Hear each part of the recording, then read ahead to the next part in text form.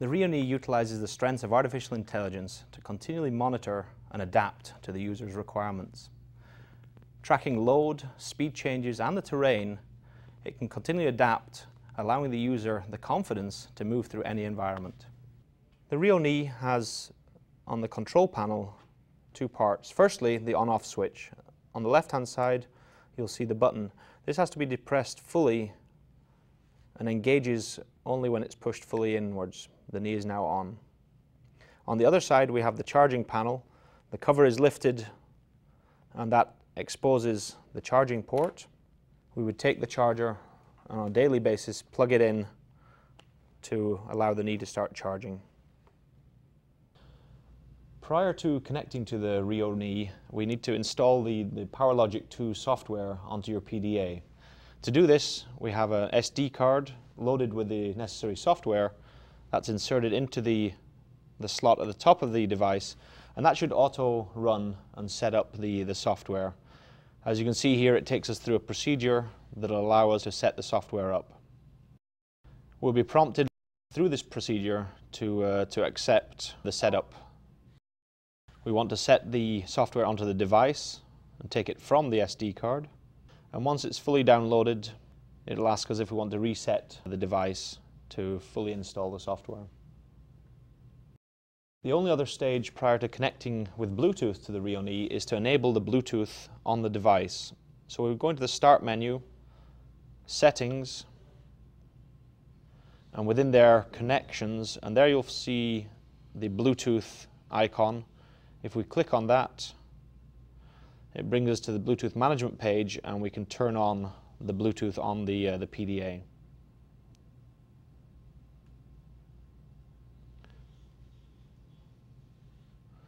We're now ready to connect to the RheoKnee, and we'll do that through the Start menu. If we select Start and RheoLogic 2.0.4 or the RheoLogic software on there, that'll launch the software and bring us into our management page at the start. First thing we're going to do is we're going to select the Rheo that we're going to work with. The previous Rheo would be a cable connection directly to the knee. The new Rheo, it has a Bluetooth connection. So once we select the appropriate device, we can then search for the device that we're going to work with. And you'll see here that it's doing a search for Bluetooth signals within the area, within the contact area, and we should see the Rheo appear in that list. So you see here now Rheo has appeared. The number below indicates the serial number of the knee that we're connecting to. So we select that, and the first time you connect, it'll ask you for the security password. That is the last 4 digits of the serial number. So in this case, it's 0236. Once we've put that 0326 in there for this knee, we hit OK, and that'll establish our connection to the knee. The knee will confirm with a double beep, and you'll see the data from the knee appear in the software. We have the opportunity with Bluetooth connections to name the device that we're connecting to. In this case, if we wish to do that, we'd hit the tool icon below the connection to the knee. We would connect to the device. So in this case, it's Rheo 320236. Once we're connected to that device, we can choose a new name. So we'd insert a new name that was appropriate to the user. We close the keypad and then change the name on the device. And once that has sent the signal to the knee, it'll indicate that that has been a successful procedure, and then we can close down. You'll now see, after renaming the device, that it'll identify the device now under the name that you've chosen for that device or that patient. The RheoLogic 2 software is designed to be convenient to use. The bottom row of tabs here indicates the page that we're looking at. So currently we're in the Auto Adjust page, and the main function of this page is to give an overview of the settings on the knee and to manage the Auto Adjust on and off. The Flexion Target, which is the next page, dictates or programs the heel rise or the maximum flexion on the knee during level ground walking. The Swing Adjustment page is looking primarily at swing extension or terminal impact. we can separate out the extension speed on level ground or on stairs and ramps. The stance flexion page is the next tab, and that indicates the yield rate or the rate of flexion in stance for the knee. Again, we have control on level ground walking, so that would be stance flexion in normal walking, or on ramp and stair descent. Stance extension is our next control. That controls the rate the knee will extend when loaded. If we use the small arrows here to navigate to the right, we'll see some new screens.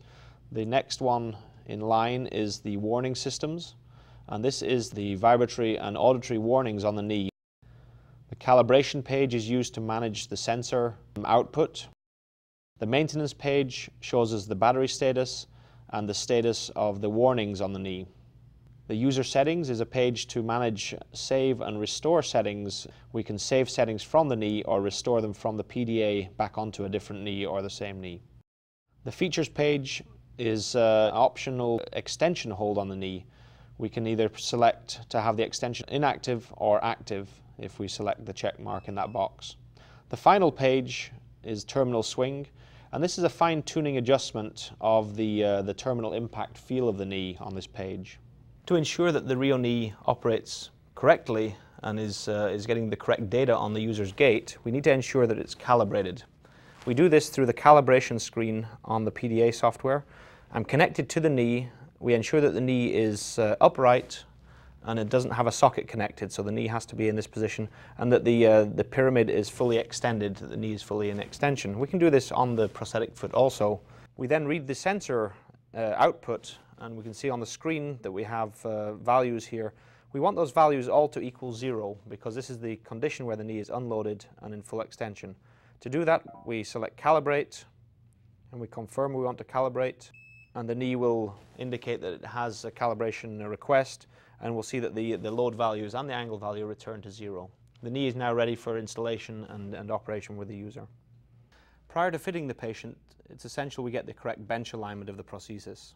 Firstly, we set the foot up with an appropriate heel height, and we set up an alignment reference. In this case, it's the laser line that you see here.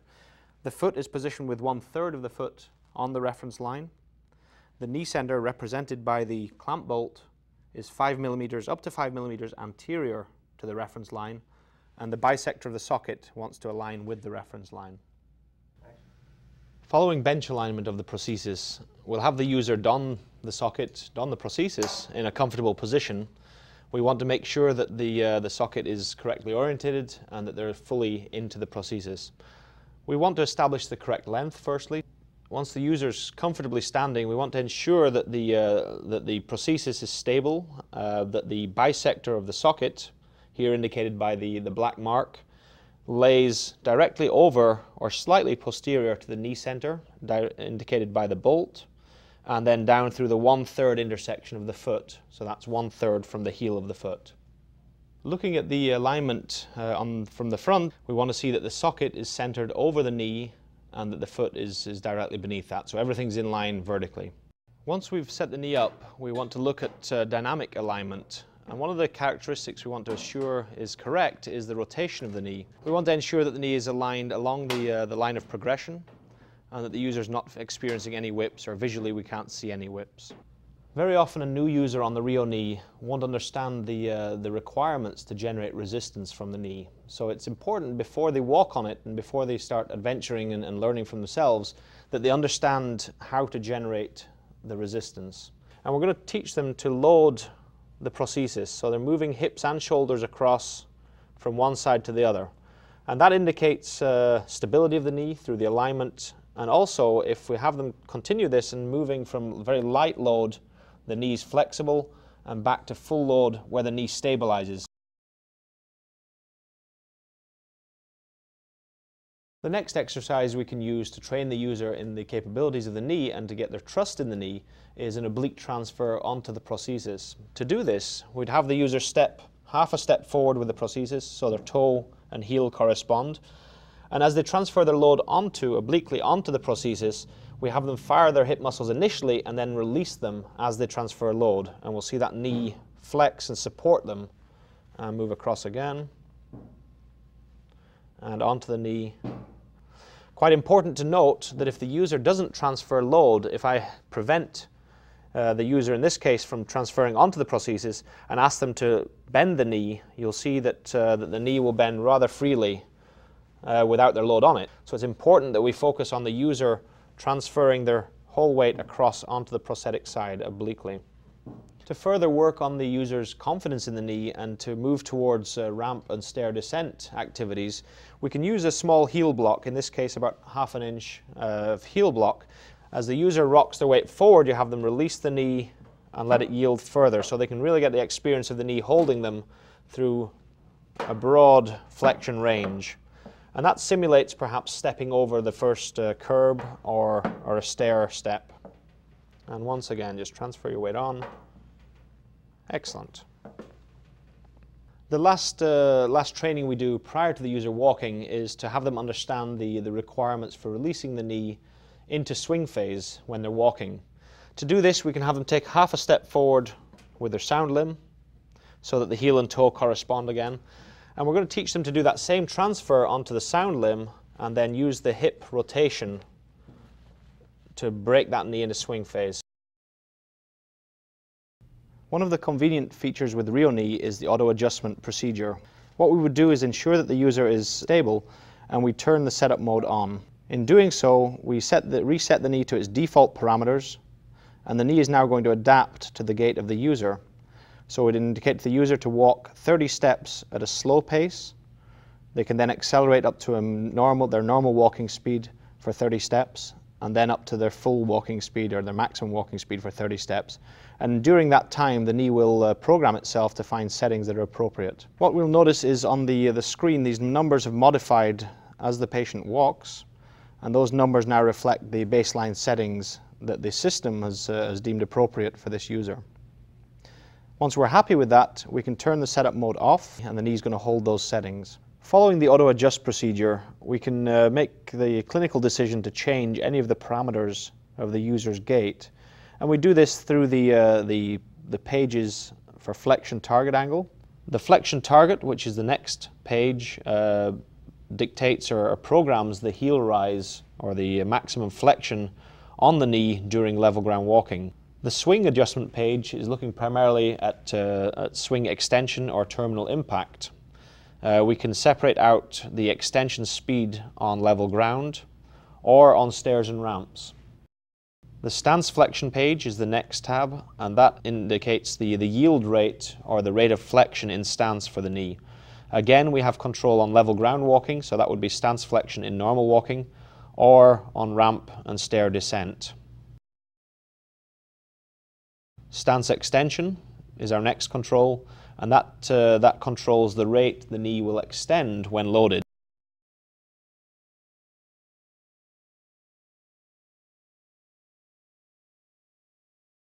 The features page is optional extension hold on the knee. We can either select to have the extension hold inactive or active if we select the check mark in that box. And that is the feature of the knee to lock out in full extension if you wish to have the user have that ability. Hello, my name is Bob Gailey. I'm a physical therapist, and I'm here to talk to you today about the next generation of the RheoKnee, and in particular the gait training that goes along with somebody who will be using this knee. And what we'd like to do is start off looking at the assessment of the amputee prior to the gait training. There are 6 critical features that we look at in gait assessment. The first is walking width or base of support. Normal base of support is about 2 to 4 inches.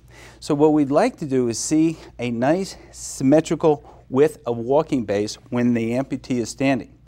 When we see the dynamics of the walking width, as we'll see with Gil, notice that the sound limb tends to come to midline. This means that he's putting most of the weight on the sound limb and not sharing the weight with his prosthetic limb. Gil, come on back. What we want to do is have a more symmetrical width of walking base, and this is something we'll talk about in just a few minutes. The second issue we want to look at is stride length. So as we watch Gil walk, we want to make sure that each limb has a symmetrical stride. Typically what you'll see is the person taking a shorter, faster step with the sound limb, which means they're not balancing over the prosthetic limb. The third issue is dynamic weight bearing over the toe of the prosthesis. As Gil walks, what we want to see is, does he load the toe of the prosthetic foot in order to take advantage of the full dynamics of not only the prosthetic foot, but also of the Rheo knee. The fourth issue is transverse pelvic rotation. Prosthetic knees are designed with the intention that the amputee is going to have normal pelvic motion so that you can have normal weight bearing throughout the prosthetic knee. So as we watch Gil walk, go ahead Gil. As he does, I put pressure on the sound limb as I can't stop him. As I put pressure onto the prosthetic limb, he tends to fall back over the sound limb. What we need to do is educate him how to restore normal pelvic rotation. The fifth issue is looking at knee flexion. Typically what happens if you don't have normal pelvic rotation, you're not going to get normal knee flexion. And that's really the essence of using the Rheo knee. So when we ask Gil to walk, notice is that as he lifts and he kicks the prosthetic limb forward, is that he doesn't have the normal knee flexion that we would hope he would have with this prosthetic knee. This we can restore with proper gait training. And finally, the last issue that we want to evaluate is trunk rotation. Once we restore pelvic rotation and the person is comfortable walking over their prostheses, we would expect to see normal trunk rotation. However, many folks with limb loss tend to lose trunk rotation when they walk with their prostheses. So as we watch Gil walk, notice is that we don't see arm swing, and as a result, we don't see the trunk rotation that we would expect to see, which would actually cause the arms to swing. To initiate prosthetic gait training, one of the first things we like to establish is control of the center of mass over the base of support. This can be done simply by educating the person with the prostheses as to where their center of mass is. Typically what I like to do is to take my fingers and to move them back and forth simultaneously somewhere around mid-sacrum so that they have a sense that I'm pulling a string through the center of their pelvis.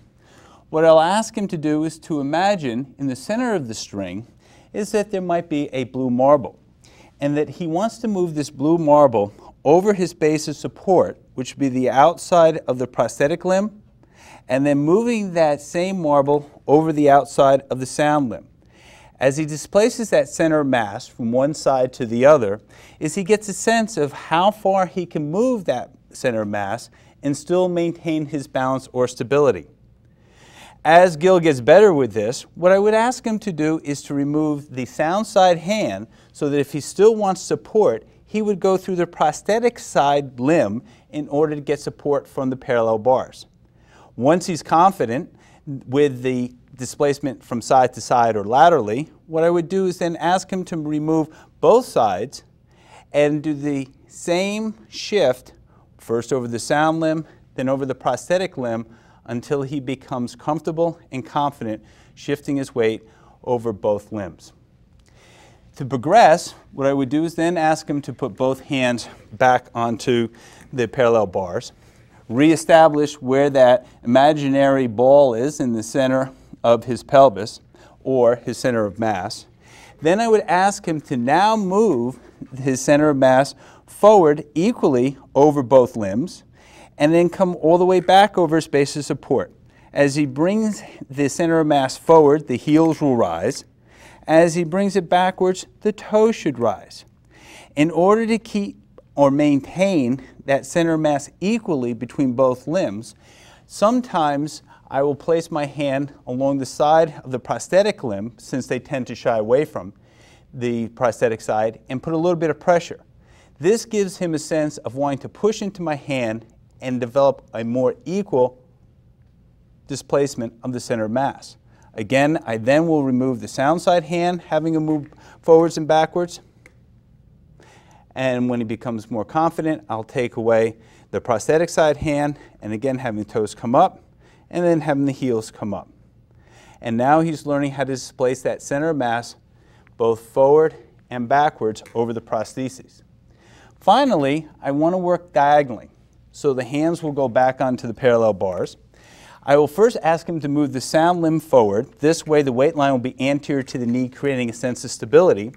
Then I'm going to ask him to diagonally move that blue marble over the the sound side toe, then back over the prosthetic heel. Come over the sound side toe, back over the prosthetic side heel.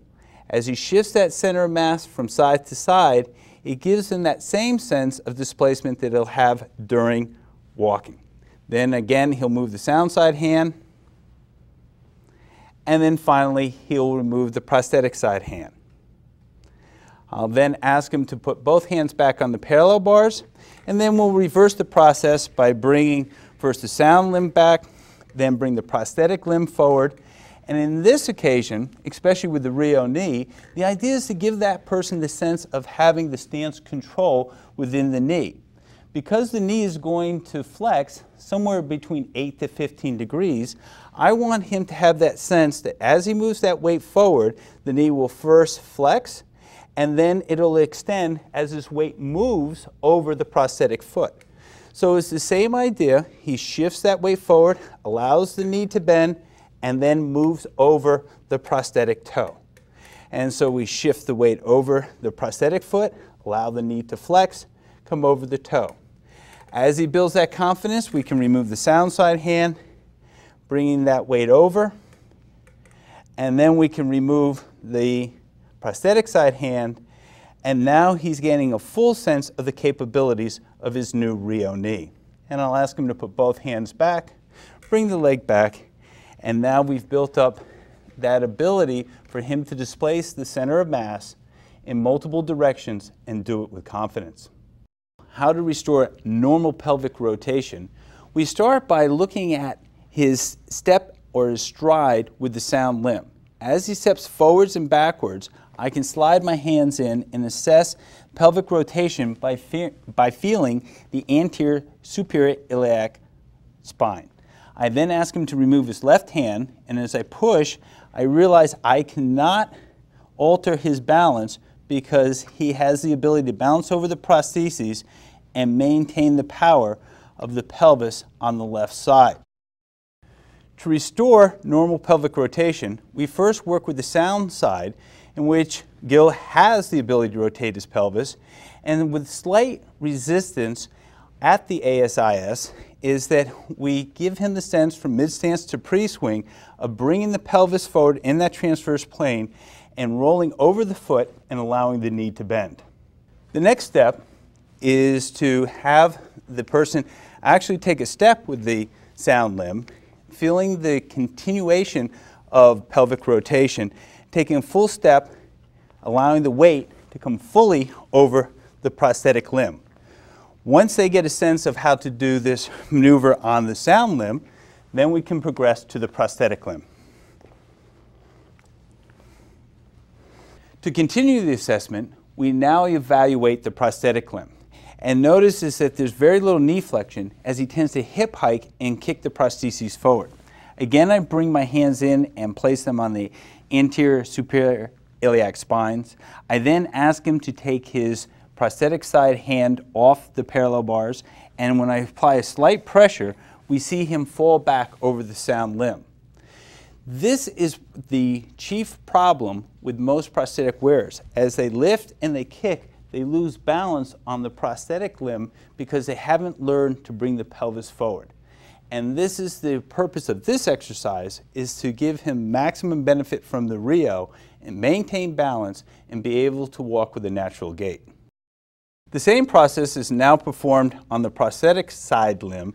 In order to get the pelvis to rotate, I give slight resistance to the ASIS of the prosthetic side limb, shifting the weight over the sound side foot, and notice the increased knee flexion that takes place.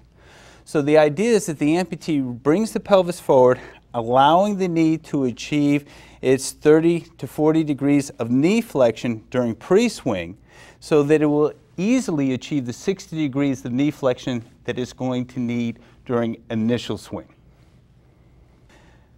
To continue resistive gait training, we resist the pelvis on the prosthetic side, teach the person to achieve the full knee flexion with their prosthetic limb without throwing it forward and by rolling the weight over their sound foot. As they do this, they learn that they can easily flex their Rheo knee and they can achieve the stability they need when it strikes the ground. The continuation of resistive gait training is performed outside of the parallel bars, where I'm going to ask Gil to put his hands up onto my shoulders, and I'm going to apply the same resistance I did inside the parallel bars to give him that sense of how to roll over each of his feet and have the prosthetic limb behave the way that it should. As he walks, I just a slight resistance through the advancing limb will give him that sense of how to take nice equal strides with either foot.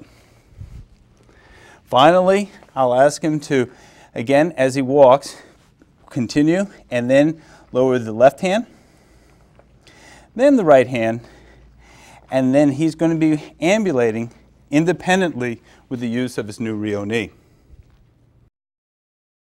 The final component of gait training is trunk rotation.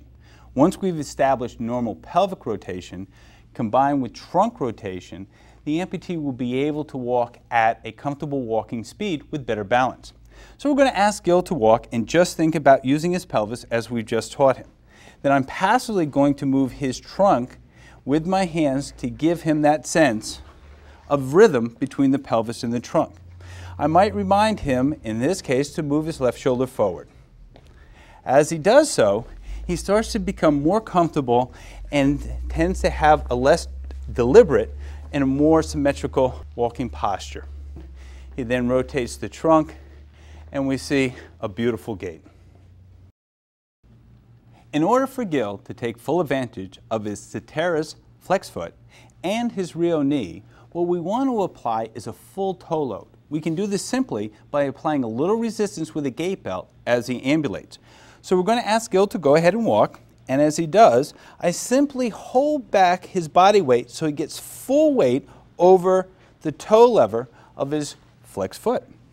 As he walks back, he gets a sense that he can take a longer stride and therefore fully weight bear and maintain better balance over his prosthetic foot. Then I let go and he feels the dynamics of the foot. We ask him to turn around, come back, and now we typically will see a longer, more symmetrical stride on both feet. One of the key advantages to the Rheo is the low resistance the amputee experiences when trying to make a turn or to ambulate in close quarters. To teach somebody how to turn with the Rheo is quite simple. We have our person walk. Gil, if you would walk for us.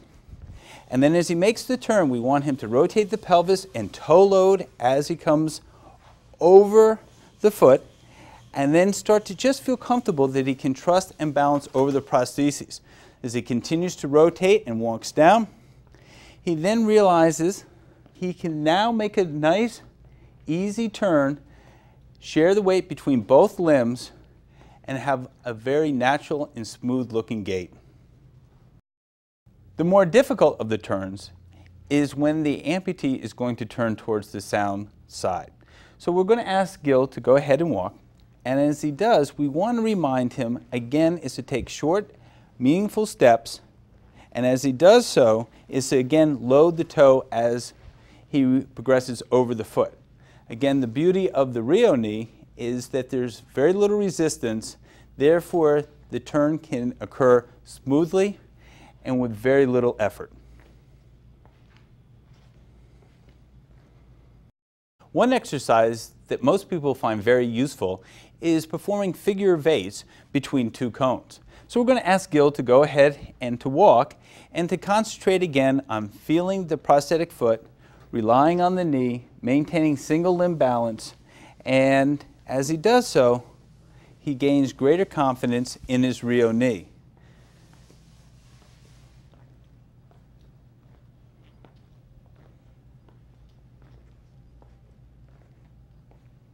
Many amputees would like to be able to sit in a controlled fashion.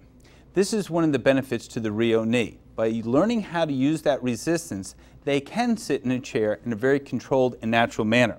It's simply done by having the therapist push against the knee, therefore bringing more weight over the prosthesis. As they do so, the amputee then begins to descend into the chair, reaches back for the arm of the chair, and as they do so, they learn to ride the RheoKnee down so that they can sit in that controlled fashion. If we practice one more time, Gil will do it on his own. He then loads the knee, rides down, uses his arms, and voila, he's sitting in a nice, comfortable fashion. When teaching stair descent with the RheoKnee, there are 3 critical factors that we want to keep in mind. 1, foot placement. We want to have the foot about halfway off the step, therefore we prevent toe load, which might cause some buckling with the knee. Secondly, we want the person to maintain their body over the knee so that they get full body weight and therefore they can take advantage of the resistance that the RheoKnee will offer. Third is that we want them to use their hamstrings against the posterior wall of the socket. Therefore, they can control the amount of resistance release as they descend the stairs. In order to practice, what we do is a little static training where we'll have them step up and down on a single stair. So we'll have Gil go ahead and descend 1 stair, allowing the foot to come down, and then bring the RheoKnee down, and now come back up, and we'll practice again. This builds confidence and also the knowledge of how to properly use the knee when descending stairs. Finally, when he's ready to descend the stairs with a little bit of confidence, we allow Gil to descend the stairs using his RheoKnee and learning how to achieve the resistance the knee has to offer. Go ahead, Gil. And he descends the knee, descends, and descends. Another benefit to the Rheo is the resistance that the knee will offer when descending inclines or small hills.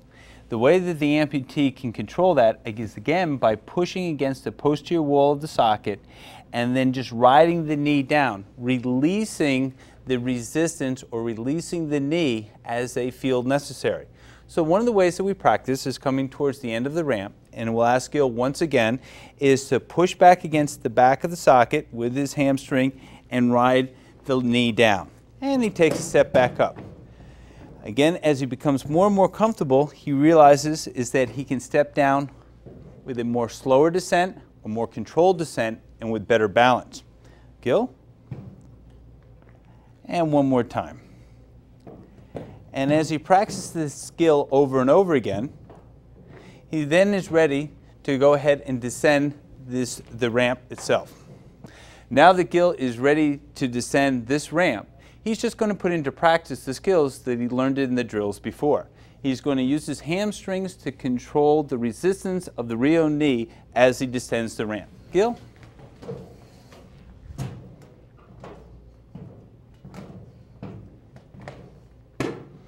And there you have it. In a nice, controlled manner, he descends the ramp. And a good rehabilitation program should include some home exercises.